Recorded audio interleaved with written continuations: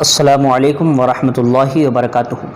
میرے پیارے اور عزیز دوستو، آج کا ویڈیو جو میں آپ کے سامنے پیش کر رہا ہوں، میں آپ سے گزارش کرتا ہوں کہ آپ اس کو کان لگا کر کے سنیے گا اور سننے کے بعد اس ویڈیو کو آگے ضرور شیئر کریں۔ دیکھیے، معاملہ یہ ہے کہ آج میں آپ کو یہ بتانے والا ہوں کہ آج چھوٹے چھوٹے بچے اور ایسے لوگ جو کہ پختہ علم رکھنے والے نہیں ہیں، آج وہ صحابہ کرام کی شان میں لگاتار بکواس کر رہے ہیں، اور ایسا لگ رہا ہے جیسا کہ اب قیامت بالکل نزدیک ہے۔ مطلب بچے صحابہ کرام کی شان میں گستاخی کرنے سے باز نہیں آ رہے ہیں۔ مجھے ایک بھائی نے فوٹو بھیجایا جس کے اندر ناصر عباس جو کہ شیعوں کا ذاکر تھا، مرنے کے بعد اس کی شکل کیسی ہو گئی، وہ فوٹو میں نے دیکھا۔ فیاض جمالی بول کے کوئی بھائی ہیں، انہوں نے اپلوڈ کیا تھا کہ دیکھیے صحابہ کرام کی گستاخی دنیا کے اندر یہ حالت ہوتی ہے تو ذرا سوچیں قبر میں کیا ہوگا اور آخرت میں کیا ہوگا۔ تو انشاءاللہ العزیز میں پوری بات آپ کے سامنے رکھ رہا ہوں، اس کو سماعت فرمائیں اور کوشش کریں کہ اس کو آگے ضرور پہنچائیں۔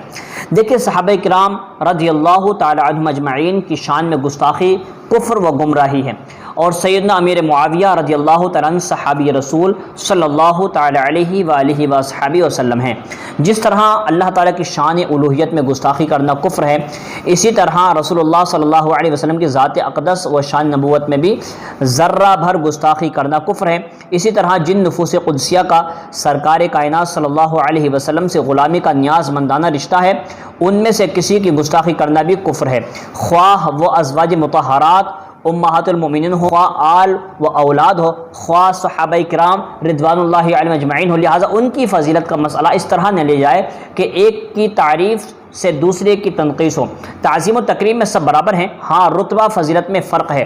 حضرت ابوبکر صدیق رضی اللہ تعالیٰ عنہ جس طرح پہلے خلیفہ راشد ہے، اسی طرح مرتبہ و فضیلت میں بھی پہلے نمبر پر ہیں۔ دوسرے نمبر پر حضرت عمر فاروق رضی اللہ تعالیٰ عنہ ہیں، تیسرے پر حضرت عثمان غنی رضی اللہ تعالیٰ عنہ ہیں، اور چوتھے نمبر پر خلیفہ راشد حضرت علی کرم اللہ وجہ الکریم ہیں۔ آج کل عام طور پر یہ وبا اور روش چل نکلی ہے کہ جس کے جی میں آتا ہے وہ اگل دیتا ہے، چاہے کوئی بڑا ہو یا چھوٹا، عالم ہو یا جاہل، بزرگ ہو یا شیخ، استاذ ہو یا پیر، اس کی کوئی ایسی بات، قول، فعل اور عمل جو سمجھ میں نہ آئے اس پر اعتراض و تنقید کے نشتر چلا دیے جاتے ہیں۔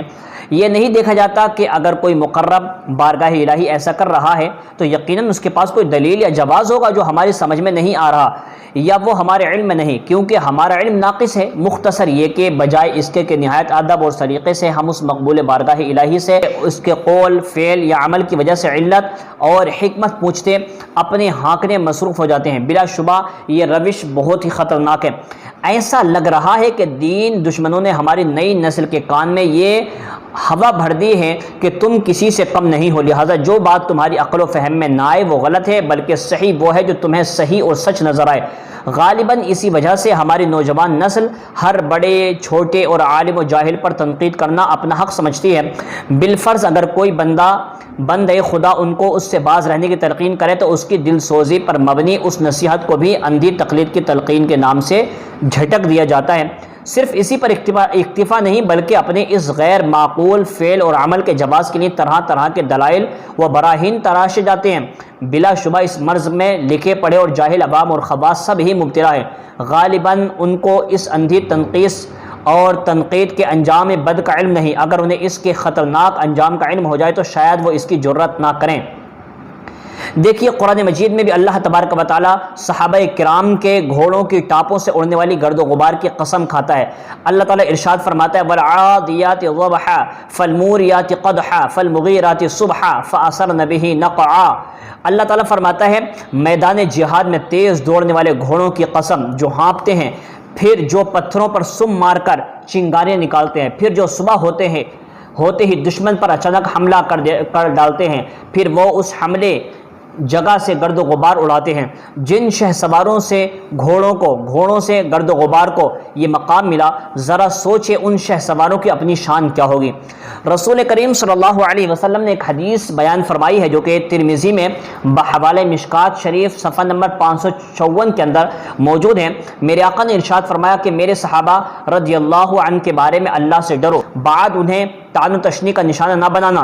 सो जिसने उनसे मोहब्बत की तो मेरी मोहब्बत की वजह से मोहब्बत की, और जिसने उनसे बुग़्ज़ रखा उसने मेरे साथ बुग़्ज़ रखने की बिना पर उनसे बुग़्ज़ रखा, और जिसने उनको तकलीफ़ दी उसने यकीनन मुझे तकलीफ़ दी, और जिसने मुझे तकलीफ़ दी उसने यकीनन अल्लाह को तकलीफ़ दी, और जिसने अल्लाह को तकलीफ़ दी तो अनक़रीब अल्लाह उसे पकड़ेगा। इसी तरह इरशाद फरमाया अस्हाबी कन्नुजूम फ़बिअय्यिहिम मुक़्तदैतुम इह्तदैतुम, मिशकात शरीफ सफ़ा नंबर 554 के अंदर, मेरे सहाबा सितारों की तरह है जिसकी पैरवी करोगे राह पाओगे।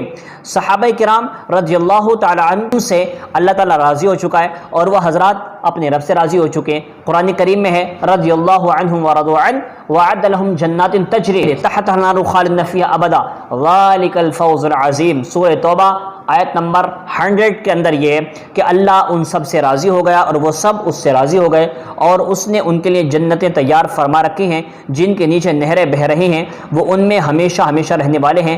यही ज़बरदस्त कामयाबी है। अलगर्ज़ इस तरीक़े की बहुत सारी रिवायतें पेश की जा सकती हैं और कुरान पाक की बहुत सारी आयतें पेश की जा सकती हैं, मगर मैं बस इतना कहना चाहता हूँ कि मेरे भाई अपनी ज़िंदगी को जहन्नम मत बनाओ दुनिया के अंदर ही।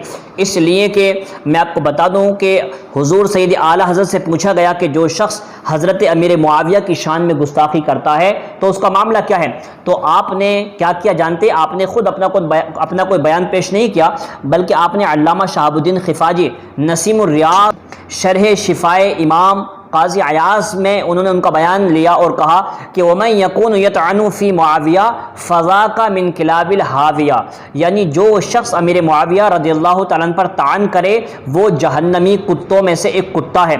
तो लिहाजा मेरी गुजारिश है कि अपनी ज़िंदगी को जहन्नम मत बनाओ। इसके अलावा इमाम जलालुद्दीन सयूती रहमतुल्लाहि तआला अलैह शरह सुदूर बाब मा यक़ुल इंसान फ़ी मर्ज़िल मौत सफ़ा नंबर 38 के अंदर बयान फरमाते हैं कि एक शख्स था जो कि उन लोगों के साथ बैठा करता था कि जो लोग हज़रत अबू बकर सिद्दीक़ और उमर फ़ारूक़ रज़ियल्लाहु तआला की शान में तनक़ीस करते थे। तो ये शख्स जब मौत के करीब आया तो लोगों ने इससे कहा कि कलमा पढ़ो, तो इसने कहा मैं कलमा नहीं पढ़ सकता क्योंकि कोई मुझे कलमा नहीं पढ़ने दे रहा है। जब उससे पूछा कि आखिर ये क्यों हुआ, तो उसने कहा कि मैं ऐसे लोगों के पास बैठता था जो कि मुझे सहाबा किराम रिज़वानुल्लाहि अलैहिम अजमईन खुसूसन बिलखुसूस अबू बकर सिद्दीक़ और हज़रत फ़ारूक़ आज़म की शान में गुस्ताखी करने के लिए मुझे वरगलाते थे, इसलिए मुझे कलमा नसीब नहीं हो रहा। गुजारिश करता हूँ कि नई नस्ल के जो बच्चे हैं उनसे कि आप ऐसी हरकतें न करें। सहाबा किराम की शान में गुस्ताखी करना ये भी इंसान को जहन्नम में ले जाता है, और जो औलाद रसूल हैं अहले बैत अतहार हैं उनकी शान में गुस्ताखी करना भी इंसान को जहन्नम में ले जाता है। ये वीडियो आगे शेयर कर दें। अस्सलामु अलैकुम व रहमतुल्लाहि व बरकातहू।